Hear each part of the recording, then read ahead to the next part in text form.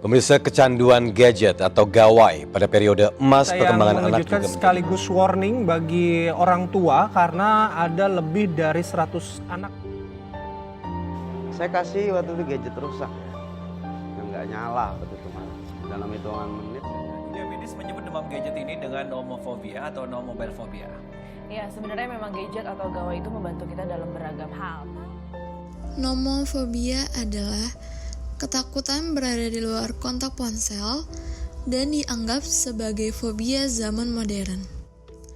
Nomofobia juga bisa diartikan sebagai ketakutan irasional tanpa ponsel atau tidak dapat menggunakan ponsel karena alasan tertentu. Seperti tidak adanya sinyal atau kehabisan menit atau daya baterai. Nomofobia telah dianggap sebagai gejala atau sindrom penggunaan media digital yang bermasalah dalam kesehatan mental yang definisinya tidak standar.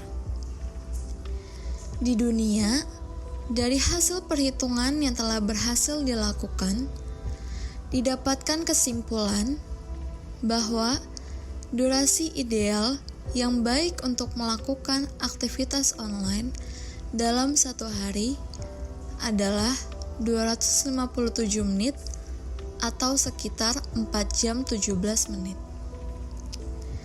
Berdasarkan riset situs Hootsuite dan agensi marketing sosial We Are Social bertajuk Global Digital Reports 2020 yang dirilis akhir Januari lalu, Indonesia masuk ke dalam 10 besar negara yang paling lama mengakses internet.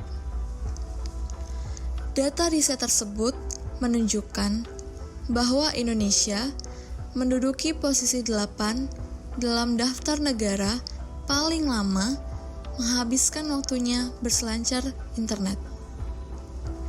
Pencapaian ini sebenarnya menurun dibandingkan tahun lalu, di mana Indonesia berada di peringkat 5.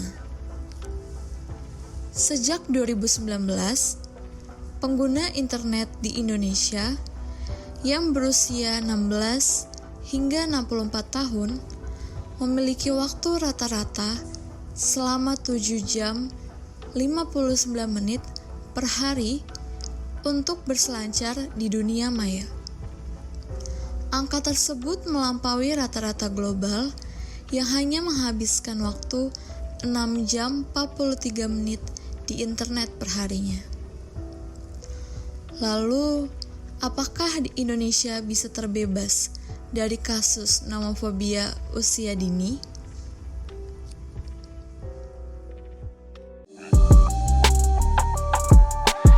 Tidak. Bisa. Tidak.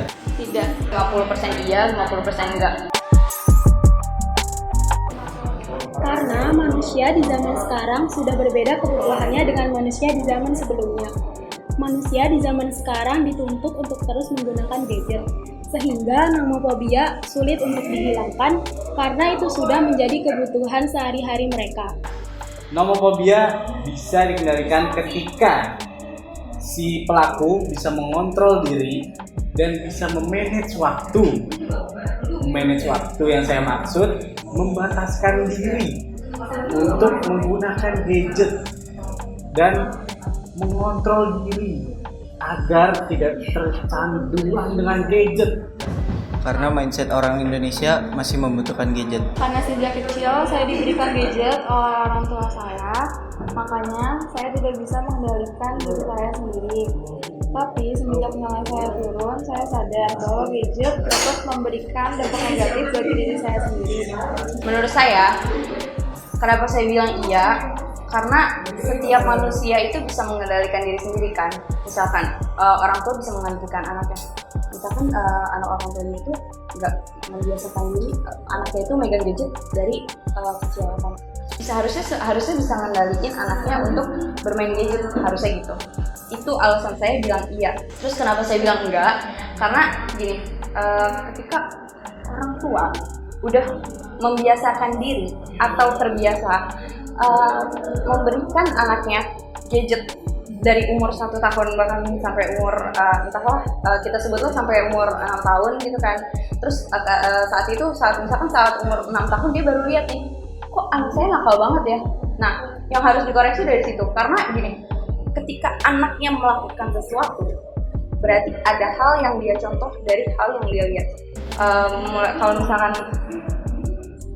perkembangannya bisa iya atau enggak, ya jawabannya iya atau enggak.